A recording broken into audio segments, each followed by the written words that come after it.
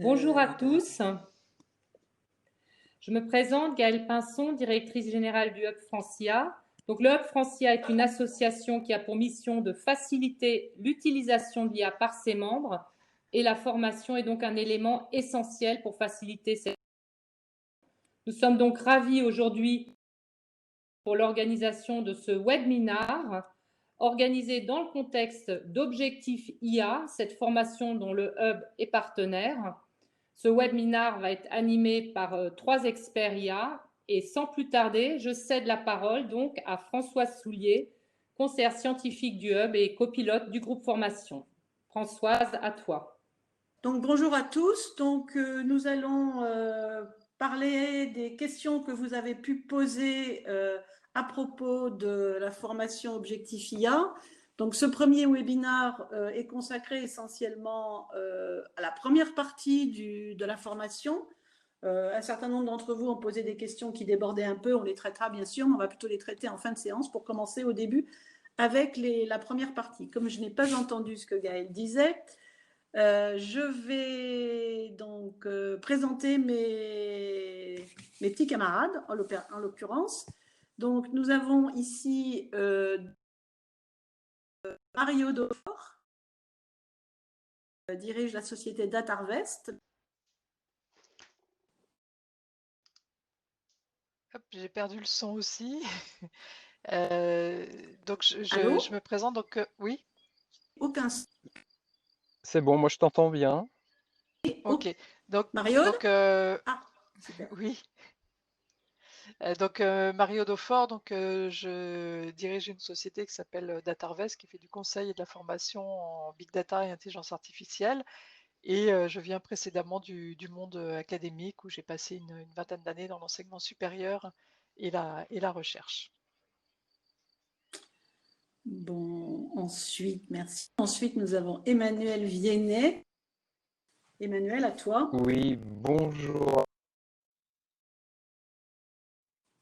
J'espère que vous m'entendez. Et si ce n'est pas le cas, on a un chat sur la plateforme sur lequel certains d'entre vous sont déjà intervenus. N'hésitez pas à signaler des problèmes techniques en direct sur le chat si jamais on n'a plus de son. Donc je suis Emmanuel Viennet, je suis professeur à l'université Sorbonne Paris-Nord, qui vient de changer de nom, c'était l'université Paris 13 avant. Et je fais de la recherche en intelligence artificielle depuis maintenant une trentaine d'années, avec un focus sur les applications, le traitement des grandes masses de données, etc. Et je participe donc depuis quelques mois au groupe formation du Hub Francia et je suis prêt à répondre à vos questions aujourd'hui sur cette formation. Merci Emmanuel. Comme moi, avec des problèmes d'audition, signalez-le sur le chat, on essaiera de voir ce qu'on peut faire. Moi, j'entends Emmanuel, tu avais une voix agréablement hachée, mais bon, j'ai compris en gros ce que tu nous as dit. Donc, si vous voulez bien, nous allons fonctionner. Donc, on a une liste qui nous ont été donc adressées. Prendre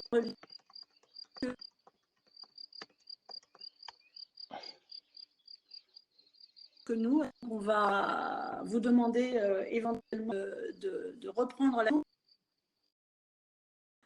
Alors, peut-être la première question, oui, le son est haché, je suis d'accord, moi aussi, le c'est haché. La première question donc, a été posée concernant la question que tout le monde se pose, c'est comment je fais pour avoir mon certificat? Est-ce que la personne qui a cette question-là est là? Je ne sais pas. Sinon, je vais reprendre. Donc, je vais reprendre la question.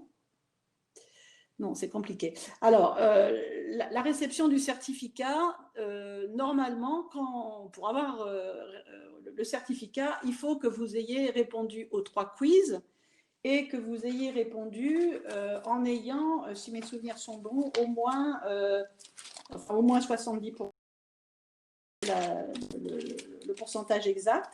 En tous les cas, on vous dit si vous avez passé le quiz ou pas. Et quand vous avez passé tous vos quiz, eh bien, vous pouvez demander votre certificat. Mais pour l'avoir, il faut que vous demandiez un abonnement premium, je crois que ça s'appelle. Alors, vous le demandez, c'est gratuit, hein, mais il faut que vous le demandiez parce qu'en fait, la plateforme ne fonctionne que comme ça. Normalement, il faut payer pour avoir un certificat, mais dans le cas de Objectif IA, vous n'y êtes pas obligé. Donc, acceptez la demande de premium et ensuite, suivez les instructions, vous n'aurez pas à payer pour le certificat et vous l'obtiendrez effectivement correctement. Si par hasard, vous avez échoué à un quiz, vous ne pouvez pas le repasser tout de suite. Vous devez attendre 24 heures. On pense que pendant ce temps-là, peut-être vous allez relire le chapitre en question et vous le repassez et vous pouvez donc continuer. Voilà. Donc, dans les questions suivantes, il y a un certain nombre de points concernant les limites de l'IA, l'IA versus le machine learning, qui sont vraiment au cœur de ce premier chapitre, et ensuite des questions sur les métiers et sur l'impact de l'IA sur le monde du travail. Alors, je ne sais pas si on peut faire parler les participants. Donc, le participant qui s'appelle Kanza, c'est lui, je crois, qui a posé la question sur les limites de l'IA. Est-ce qu'on peut le faire monter sur la scène pour qu'il nous explique son problème? Parce que ça, je pense que c'est une question très intéressante. Est-ce qu'on peut faire monter une personne sur la scène? Alors, il semblerait que Kanza ne soit pas encore présent parmi les participants, donc c'est la raison pour laquelle nous ne pouvons pas actuellement le faire monter sur scène, la faire monter sur scène, pardonnez-moi. Bon, alors les limites de l'IA, je pense, Emmanuel, tu peux prendre ça facile. La question générale, quelles sont les limites de l'IA? Hors contexte, Ouais. c'est un petit peu difficile. J'aurais envie de dire, en blaguant, qu'il n'y a pas de limite. Si des limites actuelles de l'IA actuelle telle qu'elle est, telle que la technologie fonctionne en 2020, il y en a plein. Il y en a plein, et notamment, on sait que l'IA s'applique très bien au traitement de tâches qu'on appelle des tâches de perception, des tâches bas niveau, par exemple l'analyse d'image, l'analyse de son. Ça s'applique aussi assez bien au traitement de la langue naturelle pour des tâches comme la traduction. Mais là, on arrive assez rapidement aux limites, au sens où on a du mal, encore aujourd'hui, à développer des systèmes qui soient capables d'extraire réellement la sémantique, le contenu d'un texte. On ne va pas faire écrire à une IA une thèse en littérature comparée. On peut lui faire traduire de façon assez satisfaisante des textes techniques. On ne peut pas lui faire traduire des poèmes de Baudelaire, qui demanderait une intériorisation de la langue bien plus grande. Donc, les limites de l'IA, moi j'aurais aimé que la participante qui a posé la question précise ce qu'elle avait en tête pour pouvoir répondre de façon plus précise. On pourrait parler aussi des limites en termes, par exemple, de ressources computationnelles nécessaires. Ce que vous faites avec votre cerveau humain consomme bien moins d'énergie et se fait bien plus rapidement que ce que peut faire une machine. Donc, une fois, je ne vais pas faire un grand discours philosophique sur les limites. C'est vrai que les participants précisent un petit peu le contexte de chaque question pour qu'on puisse y répondre de façon plus utile. Je peux ajouter des compléments. Oui, vas-y, Marie-Aude. Donc en fait, on peut décomposer les différentes tâches en tâches de perception, de compréhension. Emmanuel, notamment reconnaissance d'image, les tâches de perception sont très très bien effectuées par les systèmes d'IA à l'heure actuelle. C'est plus compliqué sur des tâches de compréhension et de décision. Donc je vais prendre un exemple bête de la vie courante. Hein. Donc vous êtes en voiture en ville et puis sur le trottoir, il y a un enfant qui s'amuse à marcher sur la bordure. Donc les systèmes vont pouvoir le reconnaître que c'est un enfant automatiquement.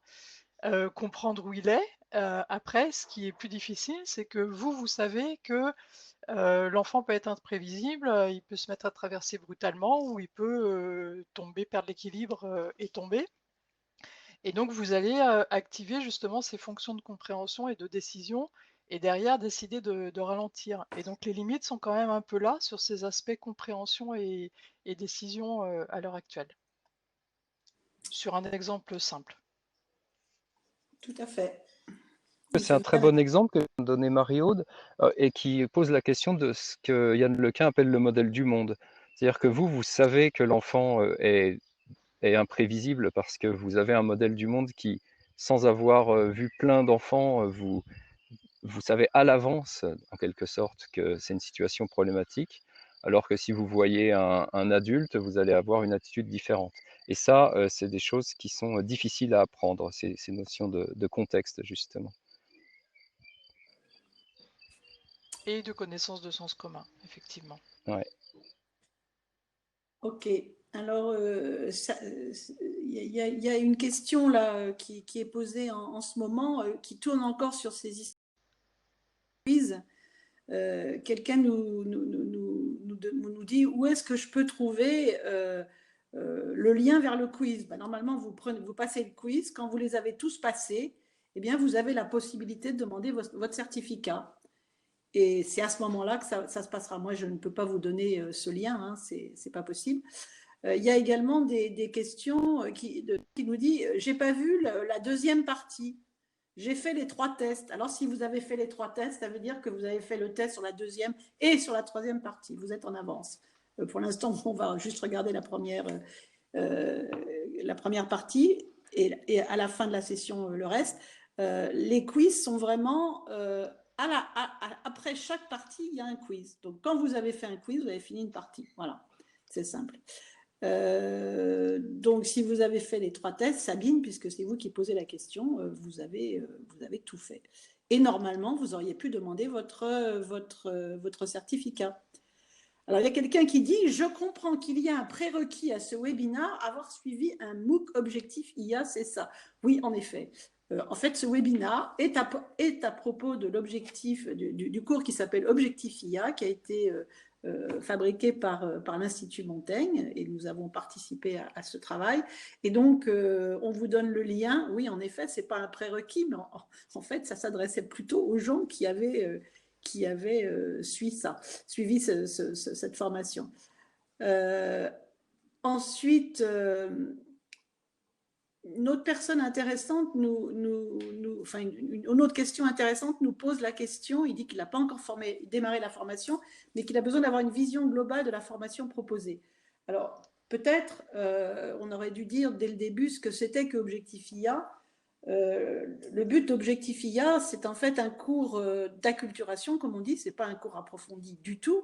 Le but n'est pas de vous donner une formation de data scientist, le but est d'apporter à l'ensemble de la population française, le but c'est d'avoir carrément 1% de la population française au moins qui ait suivi cette formation, ça fait donc 600 000 personnes, les connaissances élémentaires sur l'IA pour comprendre un petit peu, quand on parle d'IA, de quoi il s'agit. Donc, c'est une vision de propositions d'éléments très simples où normalement n'importe qui ou presque peut suivre. Vous dites que vous êtes docteur en mathématiques appliquées, ça devrait aller très vite pour vous, je pense. Mais ça n'est pas une formation de data scientist avancée, certainement pas, c'est pas ça. Par contre, je pense que c'est une formation qui permet à tout le monde de remettre bien les idées en place. Où sont les sujets. Donc, je vais peut-être reprendre le fil des questions. Sinon, on va... Ah, quelqu'un me dit qu'il va s'inscrire au MOOC, ça c'est une bonne idée, inscrivez-vous. Alors ensuite, une des questions en fait concerne l'IA versus le machine learning. Alors l'IA versus le machine learning, en fait c'est traité complètement dans cette première partie. Dans cette première partie, vous voyez en fait clairement toute une section sur ce que c'est que l'IA versus le machine learning. On vous explique que le machine learning, c'est une partie de l'intelligence artificielle. Et d'ailleurs, une partie du machine learning, c'est ce qu'on appelle le deep learning. On y reviendra un peu plus tard.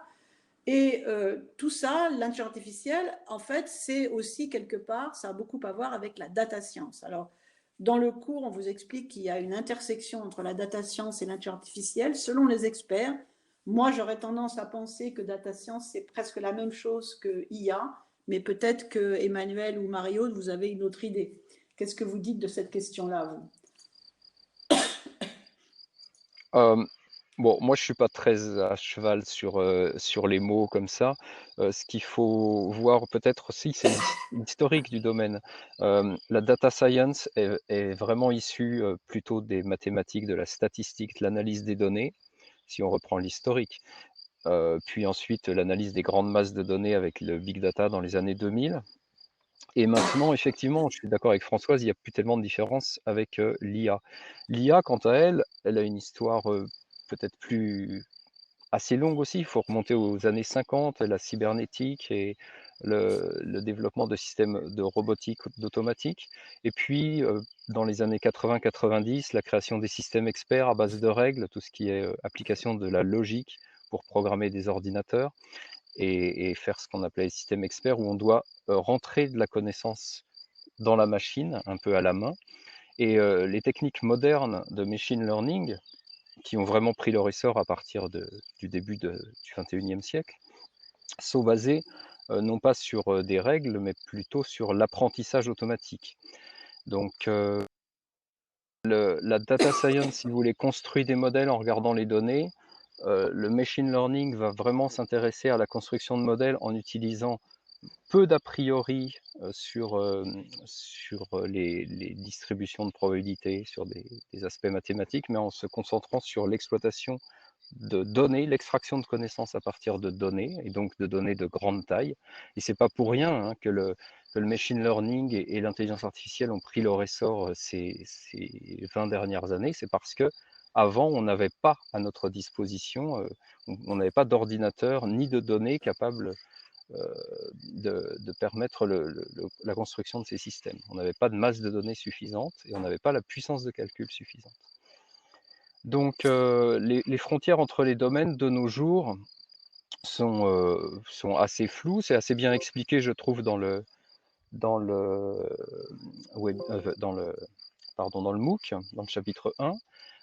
Mais moi, je serais un peu plus flexible sur les frontières. Et effectivement, si on a des chercheurs académiques qui sont très à cheval sur l'IA, c'est ceci, et les data science, c'est de la statistique, et l'IA, c'est des systèmes experts. Maintenant, de nos jours, avec notamment la révolution initiée par le deep learning depuis une petite dizaine d'années, on est tous d'accord que l'IA et le data science, ça converge. Absolument. Alors, on a un petit problème, c'est qu'on a un petit peu du mal à faire parler nos participants, d'après ce que je comprends. C'est un petit peu difficile avec ce système. J'ai envie maintenant de poser la question suivante sur l'intégration de l'IA au business. Marie-Aude, c'est pour toi celle-là, forcément. Qu'est-ce que tu dis de ça? Oui, tu veux pas qu'on réponde à l'impact sur le monde du travail aussi en même Ça temps, viendra juste après, je pense. Je pense que d'abord, il y a Alors en fait, oui, évidemment, enfin tous les secteurs d'activité sont complètement impactés et peuvent bénéficier des techniques d'IA. Donc les cas d'usage sont extrêmement variés. Il y a toujours une réponse technique possible pour pouvoir automatiser, trouver vraiment générer de la valeur à partir des données. Et donc, c'est dû, comme le disait Emmanuel, c'est vraiment dû à la disponibilité des données et au fait que les entreprises ont considéré que les données, c'était quelque chose d'extrêmement valorisable d'un point de vue application et d'un point de vue business. Et on a aussi énormément de données qui existent en open data. Donc, moi, je dirais que en dehors des aspects budgétaires, imagination, à chaque fois qu'on pense à un cas d'usage possible, si on cherche un peu, on voit qu'il y a toujours une start-up positionnée sur cet usage-là. Donc on peut vraiment imaginer beaucoup de choses en combinant des données de l'entreprise et des données externes, ou alors en s'appuyant uniquement sur les données disponibles en open data. Il y a un nombre de sites d'open data considérable partout dans le monde, et notamment en France avec le site data.gouv, et également en Europe, hein. Donc l'intégration au business, c'est vraiment la génération de valeur ajoutée, et ce qu'on peut trouver en retour sur investissement. Mais à condition de prendre les projets, enfin, faut vraiment y aller de manière assez progressive. Tout à fait. Donc, effectivement, on voit bien que l'IA rentre dans les entreprises à peu près partout. Alors, c'est très lié, comme vient de le dire Mario, à ce qu'on appelle la maturité digitale, c'est-à-dire une entreprise qui a commencé à comprendre la valeur des données. Je dois dire que le Covid a sans doute rendu un très gros service pour cette maturité digitale, parce que tout le monde a compris qu'on était complètement dépendant du numérique. La question il y a plusieurs questions qui sont posées ensuite autour du travail et du monde du travail et de l'impact sur les métiers. Alors, donc il y en a une qui dit quels impacts pour quel métier, à quelle échéance, et quel est l'impact de l'IA sur le monde du travail. Donc deux questions en fait que nous traitons au Hub Francia dans le groupe de travail sur ce sujet. Alors d'une part, dans un groupe de travail qui est animé par Pôle emploi, où on s'intéresse vraiment à l'impact de l'IA dans le monde du travail, et également dans un autre groupe de travail sur la formation, où ce webinaire en fait partie, où on se dit, en fait, oui, l'IA va transformer les emplois. Il va y avoir un impact à peu près dans tous les domaines et à tous les niveaux. Beaucoup d'emplois en fait vont être transformés. Certains de nos membres disent en fait on transforme nos processus et notre façon de travailler pour en fait faire une place à l'IA, et les collaborateurs en fait vont petit à petit voir une IA qui va les aider sur certaines tâches de façon à ce que eux se concentrent sur des tâches à valeur ajoutée plus importante. Et donc la transformation, elle est forte, il y aura beaucoup d'impact.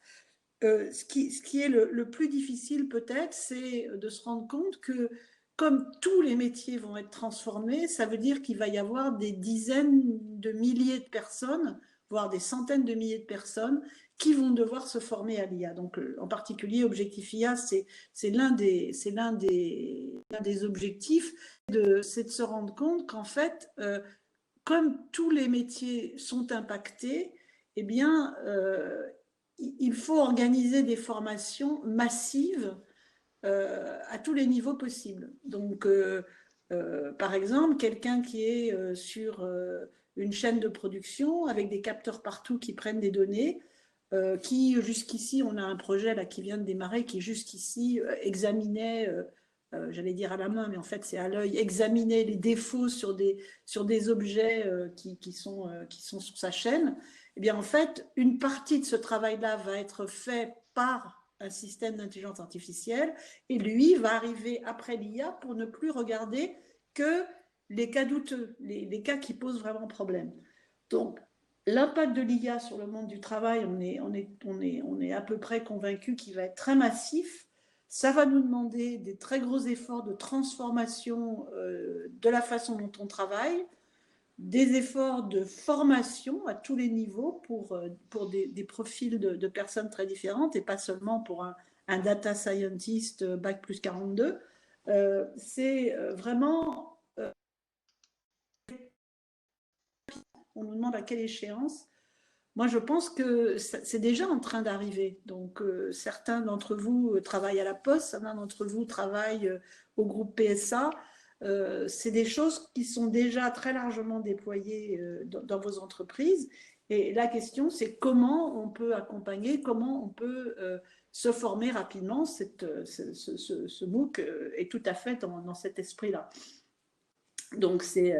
Si je oui, peux, vas-y. si je peux rajouter quelque chose juste d'un point de vue pratique pour les collaborateurs pour travailler avec l'IA, Une façon de voir les choses, c'est qu'on va être sur du coup, un collaborateur valorisé, parce qu'on va réussir à automatiser des tâches à faible valeur ajoutée, sur un collaborateur augmenté, c'est-à-dire que pour tout ce qui est priorisation, par exemple, des dossiers, aide à la décision, pour avoir un ensemble d'éléments d'information, par exemple, sur de la veille technologique ou des articles parus.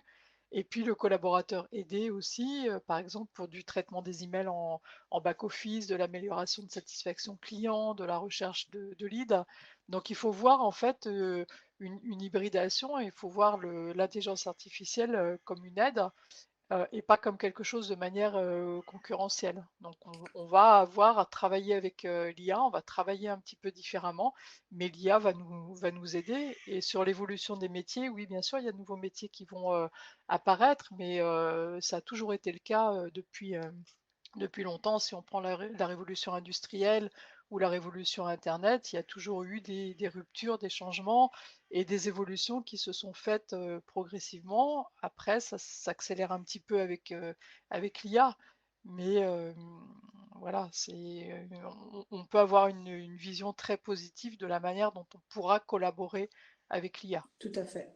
Alors, peut-être dans cet ensemble de questions un peu générales, il y a des questions sur les défis et les opportunités, par exemple. Donc ça, c'est les questions sur les défis et les opportunités, c'est complètement le thème de la deuxième partie, du chapitre 2. Donc, dans le chapitre 2, on vous explique les opportunités de l'IA, les enjeux éthiques de l'IA et en fait aussi l'impact de l'IA sur le travail. Donc, les personnes qui ont posé ces questions-là, en fait, ils ont anticipé quelque part le contenu de la deuxième partie. Je pense que le MOOC, de façon générale, quand il parle de ces opportunités, l'idée est vraiment de comprendre que l'IA peut servir, comme on l'a dit tout à l'heure, à énormément de choses. Dans le chapitre suivant que vous verrez, hein, donc on montre des opportunités dans le domaine de la santé. Juste maintenant, hein, on est tous en train d'essayer d'utiliser l'IA aussi massivement que possible pour le Covid, en fait. Donc tout ce qui est analyse d'images de santé, diagnostic automatique. On a également une question sur l'utilité de l'IA pour l'éducation. C'est aussi un chapitre entier dans le chapitre 2. Donc, on vous parle de quelques initiatives d'IA dans le domaine de l'écriture ou dans le domaine de l'éducation. On vous donne par exemple un système d'apprentissage de l'écriture qui peut utiliser de l'IA. L'apprentissage de la lecture. Donc, vous avez en fait un certain nombre de cas dans lesquels on peut utiliser l'IA qui va permettre, par exemple, d'adapter, je pourrais ou j'aurais pu utiliser en fait la façon dont vous travaillez sur la formation qui est en ligne, sur le MOOC, en récupérant vos interactions, vos clics, la façon dont vous répondez aux quiz. Je pourrais faire un programme d'IA qui pourrait adapter en fait votre parcours, qui pourrait dire, bah, écoutez, vu ce que vous avez répondu sur cette question du quiz, je pense que vous devriez retourner faire la partie un peu plus haut qui s'appelle comme ci, comme ça. Donc en fait, l'IA peut aider dans la formation, dans l'éducation, en fait, en comprenant la façon dont l'étudiant travaille et en analysant en fait ses difficultés. Alors, c'est pas ce qui est fait sur ce MOOC, hein, mais c'est des choses tout à fait possibles. Donc, la question que vous posiez sur comment l'intelligence va faire évoluer l'enseignement, clairement, c'est la deuxième partie, vous le verrez, mais je pense qu'il y aura un certain nombre de transformations qui vont se faire. Alors, avec Emmanuel, on a monté une formation avec, en fait, ce qu'on appelle la classe inversée, ce qui est un petit peu ce qu'on est en train de faire ensemble, c'est-à-dire qu'il y a une formation sur Internet que vous suivez. où vous apprenez par vous-même à l'heure qui vous convient. Et ensuite, on fait un point, nous on appelle ça un débrief, ici on l'appelle un webinaire, donc dans la formation qu'on avait organisée avec Emmanuel pour un master de data science à l'université d'Hydro. En fait, dans cette formation-là, les étudiants apprennent, puis ensuite on débrief. Alors l'IA à ce moment-là n'est pas utilisée, mais elle pourrait être utilisée exactement comme je l'ai dit, c'est-à-dire en captant, à partir du moment où vous suivez une formation par un média électronique, on peut capter vos interactions, on peut capter vos clics de la même façon que Google capte les requêtes que vous postez, et ensuite utiliser ces données pour optimiser votre parcours et pour vous faire peut-être repasser sur certaines parties que vous avez peut-être loupées. Donc il y a certainement beaucoup de choses pour faire évaluer l'enseignement. Alors, Oui, on va peut-être... je voulais juste intervenir sur le déroulement. Là, on a un sondage en fait dans l'onglet sondage pour les participants. Si vous ne l'avez pas déjà rempli, ce serait intéressant pour nous que vous le remplissiez. Ça nous permettrait d'avoir une vision un petit peu sur votre niveau d'avancement dans la formation notamment. Parce que vous commencez à suivre le MOOC, d'autres qui manifestement ont tout balayé. Et on aimerait savoir un petit peu plus sur votre parcours. Et puis, comme on parlait de ces aspects formation enfin de l'impact de l'IA sur les formations professionnelles avec Marie-Aude juste avant le webinaire, peut-être que Marie-Aude, tu souhaites évoquer un autre aspect là-dessus, non? Oui, oui, oui, bah, sur la formation professionnelle, il y a effectivement, avec le Covid, pas mal de refonte des formations pour faire des formations en ligne. Et c'est vrai que l'intelligence artificielle peut apporter énormément de choses, notamment pour essayer de construire en fait des parcours de formation adaptés aux différentes personnes, pour voir aussi quand il y a des quiz ou des exercices qui sont faits, quel est un peu le taux de réussite, et pouvoir faire aller quelqu'un plus rapidement ou moins rapidement. Donc il y a énormément d'initiatives qui peuvent être prises à ce niveau-là. Et donc avoir vraiment des parcours personnalisés grâce à l'IA. Donc c'est une chance aussi pour la formation. On peut aussi déterminer en fait des ensembles de compétences qui sont nécessaires pour un métier et des évolutions en fait. Donc là, ça va un peu plus loin que la formation, ça va plus sur les aspects RH, hein, mais de dire voilà, j'ai des personnes qui veulent aller d'un poste à un autre, quel est le gap en termes de compétences et quelles sont les formations que la personne doit suivre pour pouvoir passer d'un poste à un autre et éventuellement aller jusqu'à du prédictif sur des parcours de carrière. Donc il y a beaucoup de choses qu'on peut faire avec l'analyse de données à ce niveau-là, niveau RH et niveau formation professionnelle, que ce soit pour les universités internes des grands groupes, pour les écoles d'ingénieurs, les formations continues, etc.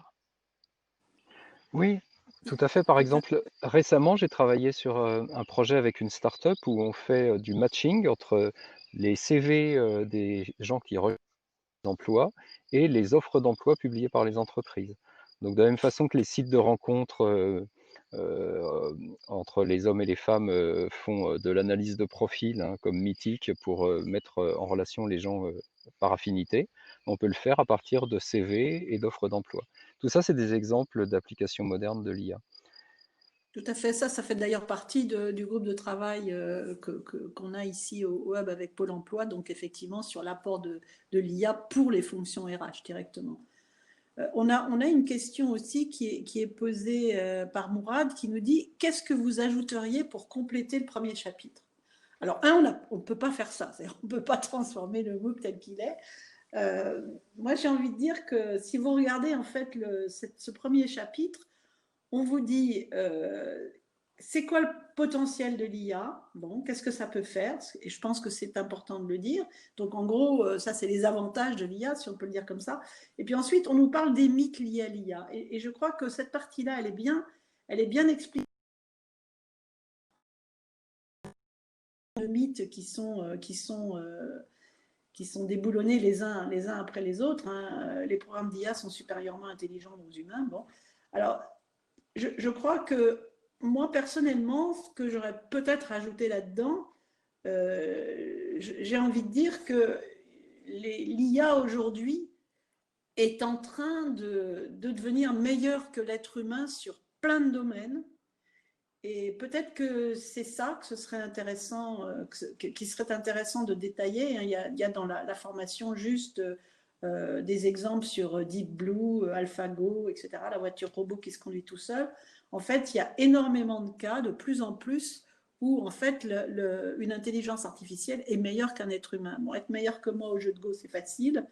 Mais être meilleur que le champion du monde du Go, c'est plus compliqué. Donc je crois que ce qui serait peut-être intéressant, c'est d'expliciter mieux à quel point sur énormément de domaines, l'IA est meilleure que l'être humain.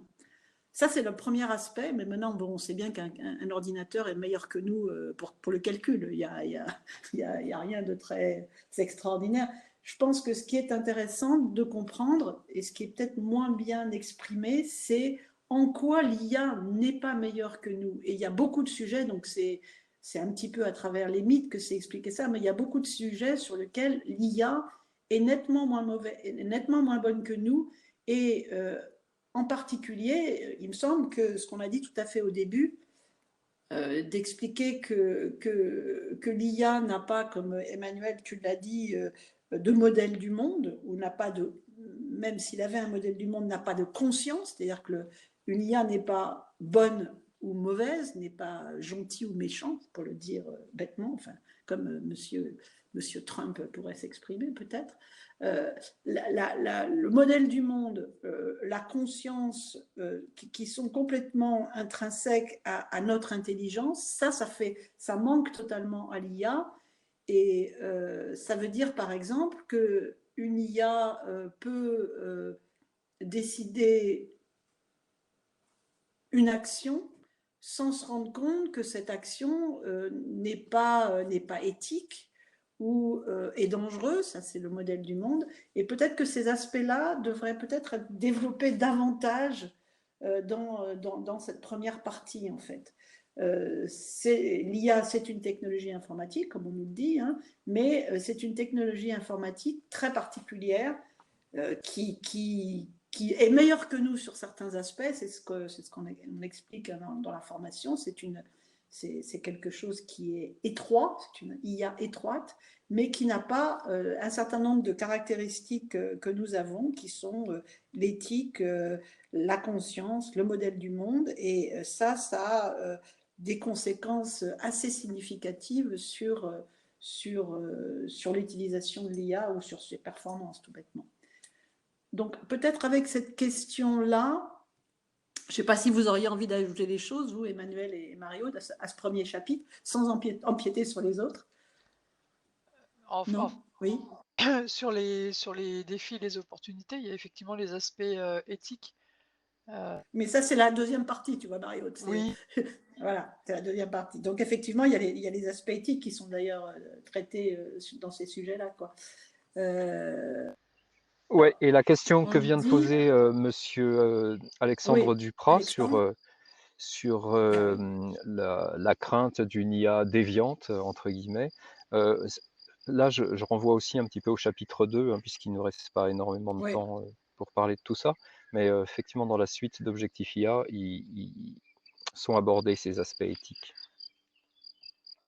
Oui, absolument. Donc ça c'est vraiment la deuxième partie.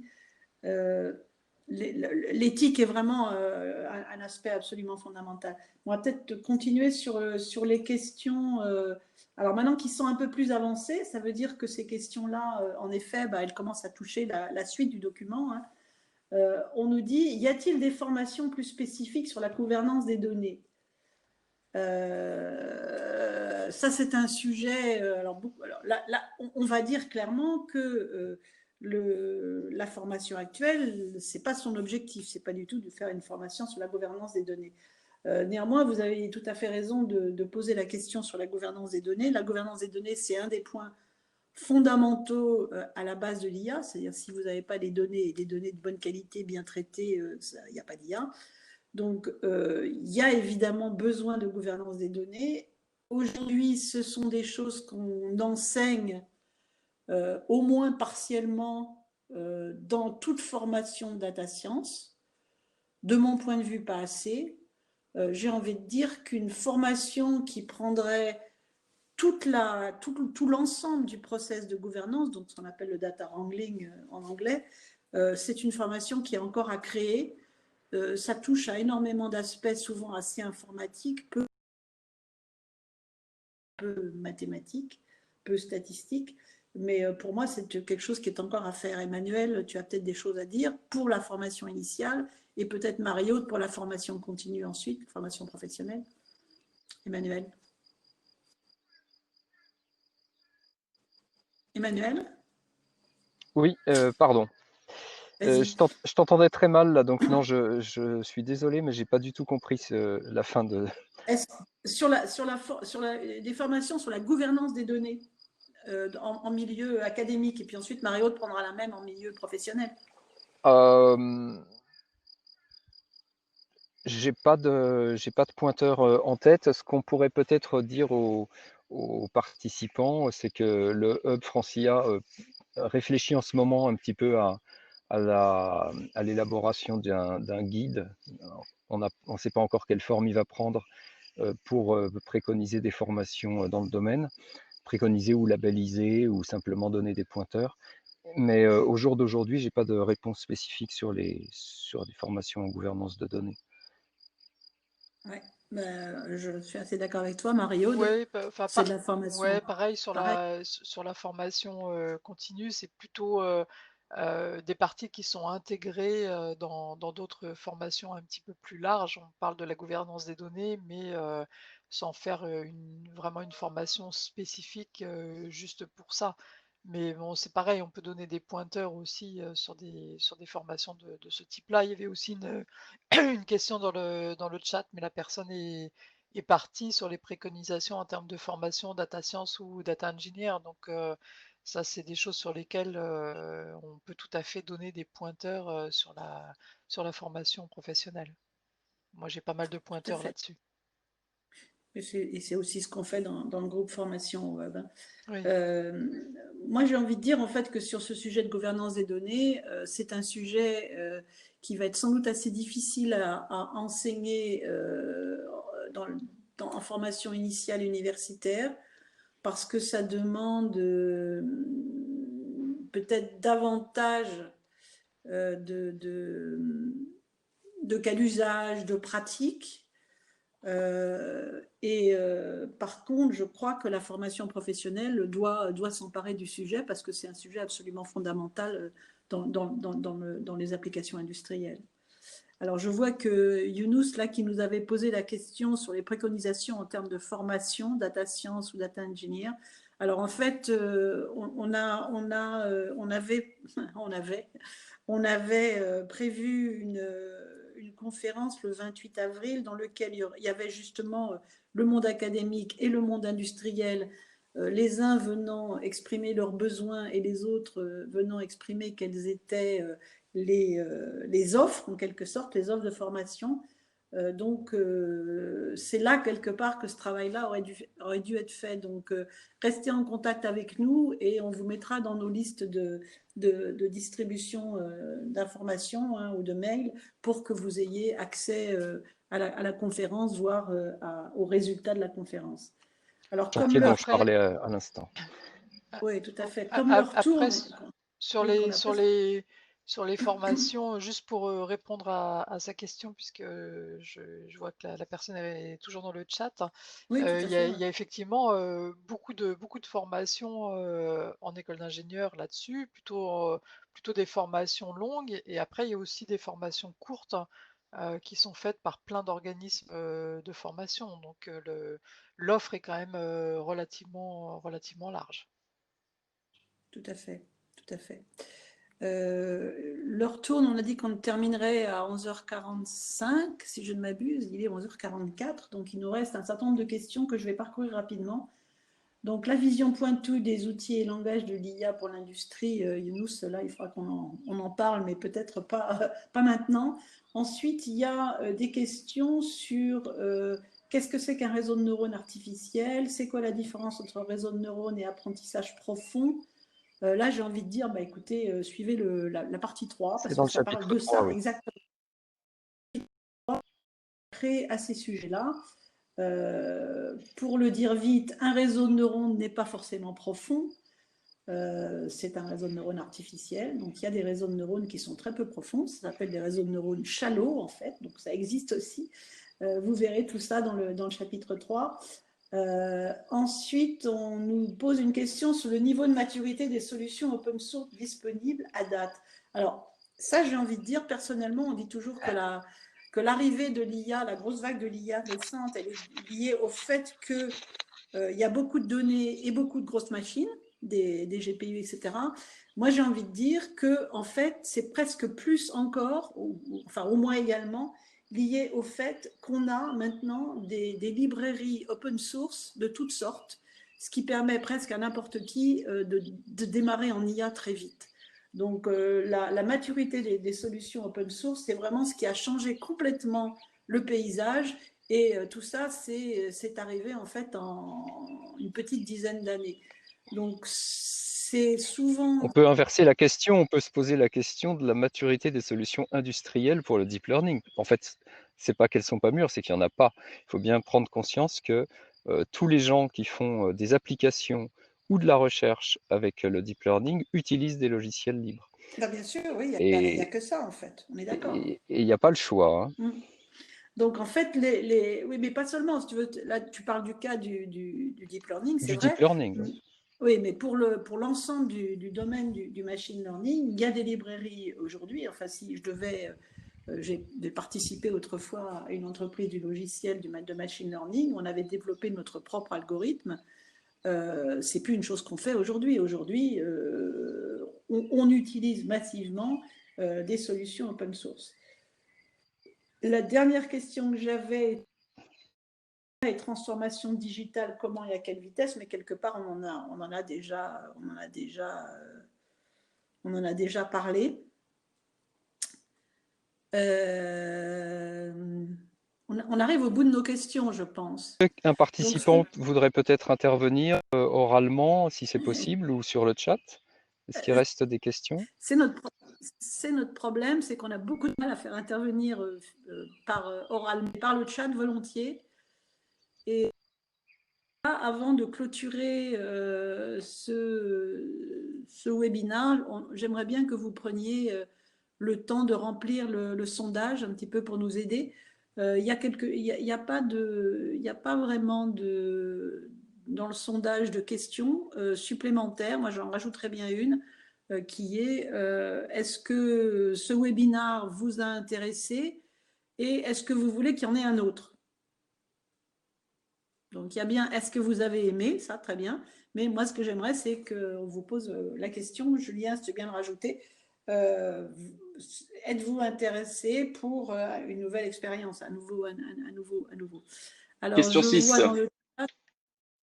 Je vois dans le chat, qu'est-ce que je vois dans le chat? Sondage rempli, c'est bien, super. Bien.